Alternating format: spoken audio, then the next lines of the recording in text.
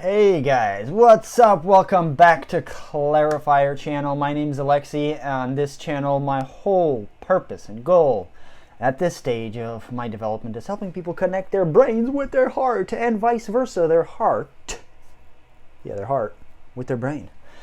Today's video is going to be more about my personal story. And so I will do my best to make a great story out of 31 years of life. Just kidding. I'm 34. I'm not sure how old I am. I'm not sure if I'm 34 or 35. I got to do math, but I can't do that in my head, so I'll let you know maybe in one of these videos how old I am. Ooh, yeah. So I was born very young, at a very, very young age, and yeah, I made it out, and I'm doing pretty well for my. Let's get to the story, guys. Let's get to the chase. So when I was born in number five of six kids. I was the second youngest kid, and growing up, because I was on the tail end of the big family, well, there was not that much attention given to me. Naturally, in a big family, parents kind of give a lot of time to the first couple kids, and then the other ones, they just kind of, well, they are what they are. And I was what I was, and I became what I became. And so I always had to figure out life. I felt like I always had to figure out life on my own. Like, what is life? What do you do with it? And it was just like I had to figure out all on my own. That's how I felt. And for the most part, I had to make my own definitions, and I got in trouble quite a bit. And finally, I came around to 8th grade, 7th grade, 8th grade, where I wasn't just around my community, which was the Russian Christian community. I was born in Kazakhstan, and when I was about 3, 4, my family moved to Massachusetts. And so right up until 7th grade, guys, actually, is when I actually started doing things outside of my little bubble. And the first thing I did was I started to play the saxophone, which allowed me to be around kids that were from school. And so that was the first time when I first saw that there's a different world out there. And then came 8th grade, and then 9th grade. In 9th grade, I joined the volleyball team. I was on the swim team, and I excelled really well. Not so much in the volleyball. I did that more for fun. On the swim team, boy, was I good. And also right around 9th grade, I decided to start a landscaping business. And within that first year, I had up to 8 people working for me, and life was just great. It was incredible, making pretty good money, having people work for you much older than you, and felt kind of different. And so right around 9th grade is when I first felt that I knew what I wanted out of life. I knew what I wanted very clearly, and those a couple things was I loved to teach, to help others understand stuff. I loved landscaping, so I wanted to become a landscape architect. And the other thing is, because I excelled in swimming so much, I finally convinced my swimming coach to get up 4 in the morning and train me to get to the Olympics. That's it. That was my goal, and I knew what I wanted, and I started a landscaping company, and boy, was it going well, because I figured if I get 4 years of landscaping under my belt before I go to the college, which was one town over, one of the top colleges for landscape architecture, I was like, man, in 4 years I can get enough money and all the experience I ever needed. Life was going great, and it was awesome. Swimming, I loved it. I excelled at it. The coach was finally like, sure, we got everything all squared away. And then came the final competition. I sucked at it. But guess what? I was determined that I'm going to really get great at swimming, because that was my goal number 2. And so that day was really awesome. Got to meet people from all over Massachusetts, swimming people, my fellow competitors, and it was just like I was mesmerized. I started becoming really known in my school, because swimming was pretty big and all the popular kids were there, and I started to get to know people. And all of a sudden my bubble of people who I surrounded myself with got bigger, bigger, and bigger. And then that very night, something happened. A plot twist. Just when things finally started making sense to me in my life, something really sparked. And I mean, it was quite literally a spark. So one of the things that I did, one of my extracurricular activities, instead of doing drugs and drinking and doing all that kind of stuff, I decided to do something a little more quiet, something I could do at home, and that was to build homemade fireworks. In this case, it was the equivalent of a homemade grenade. Took matches, put it into a CO2 canister, and as I was making it, and I was wearing 3 layers of synthetic shirts. It was February 16th, synthetic pants on a synthetic seat. And as I'm sitting there and making, all of a sudden I need to sneeze, and I'm just like, and the moment I sneeze, I'm like, achoo! Because I moved so quickly, it generated enough electricity to ignite that miniature explosive device. And boy, did it blow up. It blew up. It literally blew a hole through all my clothes, gave me third-degree burn, third-degree burn, mangled my hand. It was intense. So just when my life was going up, and then boom, this explosion happened. It was pretty gnarly. Maybe one of these days I'll go in more detail with that. Well, for today's video, I want to share that just when life was going boom. It took me 2 years before I could actually get back to normal, recovered, I could live life normally. And so 2 years of just recovery, 9 operations, and thousands of stitches later, a lot of them which I took out myself, I was like, okay, I felt like I've lost my vision of what I wanted in life. I didn't want to do landscaping architecture, nor did I want to do swimming anymore. So I'm back to square one. What do I want out of my life? One of the things that I did not mention is when I was 13, I always used to go walk by this, what I called the enchanted forest. And this enchanted forest was, it was an oak forest, but in front it was a wall of pine trees that were like a couple 100 feet high. And so I remember one day when I was 13 walking there, and I was just like, okay, what do I want to do with my life? And there was this thought that came in, and it said, you are going to help millions of people in a very powerful way. And I was just like, okay, it is what it is. Let's do it. And so that was always in the back of my mind, in the back of my head, that this was something I was going to do. I just didn't know how I was going to do it. And so fast forward a little further, I'm in 9th grade. I had this explosion, 2 years of just trying to figure out what I want to do.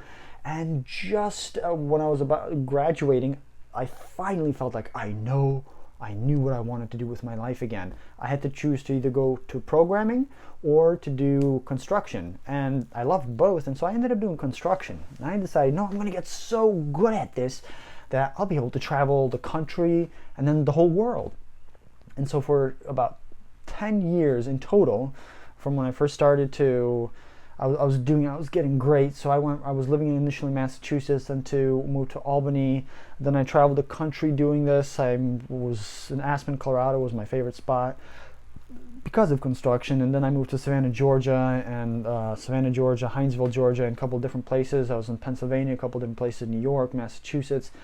I started to really experience things. And when I was in Savannah, Georgia, I got a job or a project to do in Hawaii. And this is right about my 10-year mark. I got really good. I mean, you could give me $5,000 and I could create at least a $25,000, $30,000 bathroom remodel. I got really good at my specialty. And so while I was in Savannah, I finished this one big project, remodeling a bathroom. I was like, whew. It took me like over a month to finish this one project. I mean, I went all out on this one. And that's when I was like, right at the moment, in that point in my life, I'm like, I knew what I'm gonna do again. I finally got back to that place when I was in 9th grade before my explosion accident. And I'm like, I am going to go, and the reason I went to Savannah, specifically that in Savannah, is because I wanted to learn how to do mentoring specifically to help people become better Christians. And so I'm like, this is what I want to do with my life. I want to help people how to do this. I knew it, and I was going for it. I'm like, I'm going to stay here in Savannah as long as I need to learn the skill. I loved it. It was amazing. I finally felt like I got grasp on that thing that I wanted to do again.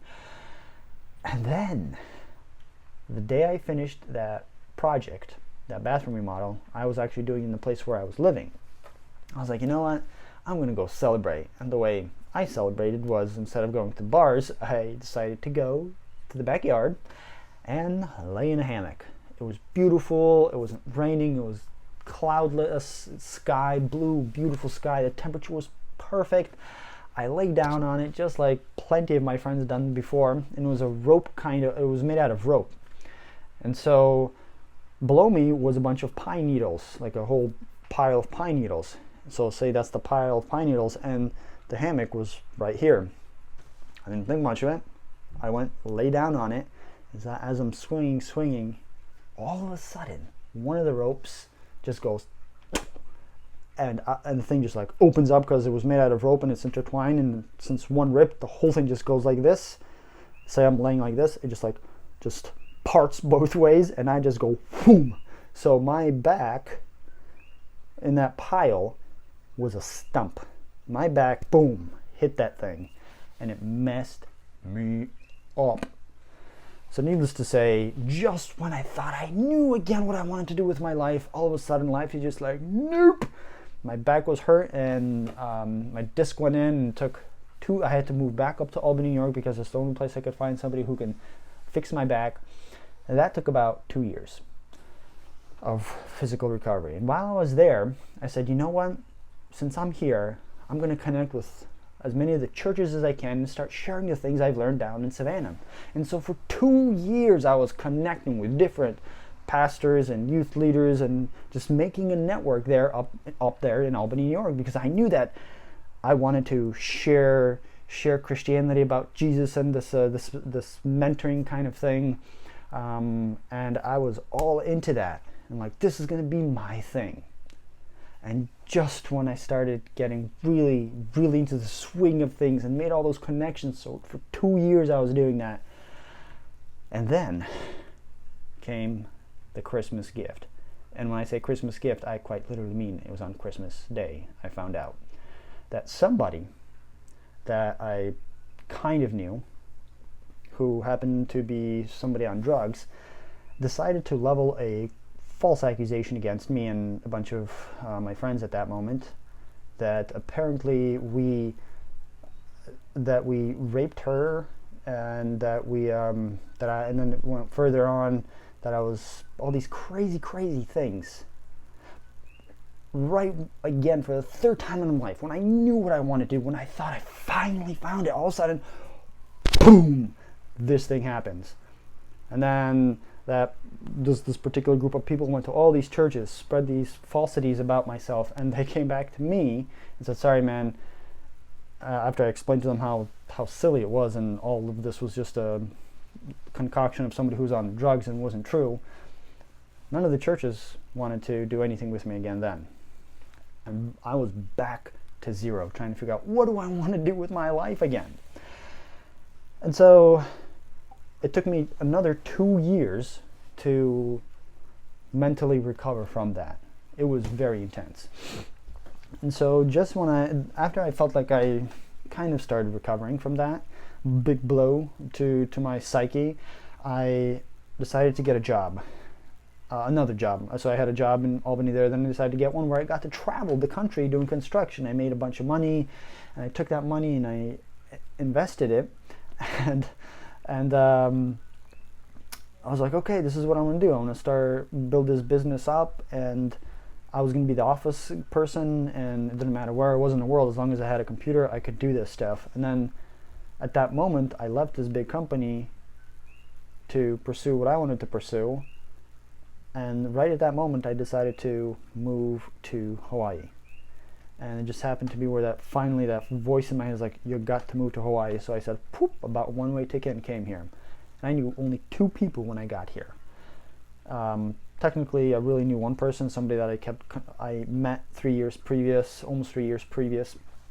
And when I was there, when I got to Hawaii, about a few months in, come to find out that the business I invested all my money into and all my savings and then some, that dude, the owner, just decided to vanish, close everything, gone. And so now I'm in Hawaii with this huge financial loss that now I have to repay to people, and wondering, what the heck do I want to do with my life? And then for 2 years almost, I'm trying to figure out, what do I want? And a very, very awesome friend of mine on July, I believe it was 24th, sent me a text message, and the text message said, "You're really great," and we just got off a phone call, and my friend said, "You're really great at what you do. You should really consider doing this full time." And in my mind, I'm like, what do I do? What am I doing? And that really set me off for almost 2 years on the trajectory of trying to figure out who am I. During that time, I created, on this channel, you also will see I created 100 1-minute videos on mentoring, things that I learned. And I created this clarifier blueprint, how to pick your next life direction. Chocolate, I created another PDF on mentors through using how to mentor people using a chocolate bar, and all these PDFs and all. I was going through this process of, I have an idea, I create this educational thing for it because I loved helping people clarify things. And nothing felt like I was actually finding that thing that I was looking for again.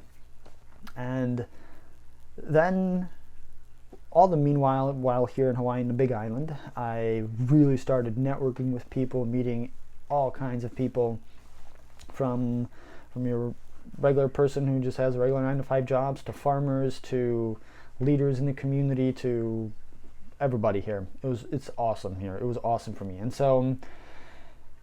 then after there was a mayor's race here that I was helping on, and yes, the individual did become the current mayor of Hawaii. After all that, I was on a social media team. After meeting so many people, I was like, okay, come on, Katko, that's my last name. I was like, okay, Alexa, you got to do, what do you want to do with your life now? And that's when, just at the point when I was like, you know what, I'm going to commit to doing this, even though it's not part of my initial, what I felt calling back when I was 13. I'm like, I'm just going to do this. And I started working on it, and that's when life said, you know what, Alex, or Alexi, here's one person. So I met this person, and we started meeting pretty regularly, and it was an awesome friend who helped me start understanding things in a different light, and then hired me to help with clarifying stuff for them. And one thing led to another, and then it finally came to me. After 21 years, well, since there's a shorter finger, let's say 21 years of seeking and searching and trying so many different things, and this last 2 years of just like really focusing in on what it is that I'm going to be doing for humanity, I finally was able to discover it, rediscover it, or finally discover it, what I want to do. And that's what leads me up to this point where I created this synonymitization method, the method by which you can connect your brain with your heart. I mean, and throughout these last 21 years, I mean, I took some serious energy and financial investment into all kinds of courses, books, and classes to try to understand how to discover yourself, how to understand yourself. And I've always found that there's one missing puzzle piece. Like Bob Proctor talks a lot about it, your subconscious mind. And so to me, that never quite made sense. Like, how do you understand what's in your subconscious mind to change what's in there so you can get the outcomes that you want? Or Dr. Joe Dispenza talks about it, connecting your brain to your heart, or your heart to your brain. And there's just so many different people that talk about this. They talk around about it, but not an actual step-by-step process. And I'm like, I gotta figure this out. And then boom, life just gave it. And so that's what this synonymitization process is all about. Helping intellects and intellects and the feelers connect, people who feel more than think, and those who think more than they can feel, how to connect those two things so that life can be a lot more colorful, a better, more tasteful experience. So that's my story. That's how synonymitization came about. After time again, I finally, in these last 2 years, figured it out. So instead of one of these, I feel like life is now going up, and up. So what am I going to be doing? I'm going to be creating these videos to help you understand what life has given to me. This because I'm a very intellectual person. That's what I had to do in my life to cope with life. That was my coping mechanism, become super intellectual and not a feeler. And so now the process is learning to connect these two things, and I will be sharing it with you through this channel. If you have questions, comments, or concerns, drop them down in the comments. Subscribe, click the notification bell if you're into this kind of stuff. Share it with people, because sharing is caring. And I'll see you in the next video when it comes out. And yeah, thanks for joining, for tuning in, and looking forward to seeing you guys in the next video. Live, love, and hug everyone you love, as long as you live. Peace. 35.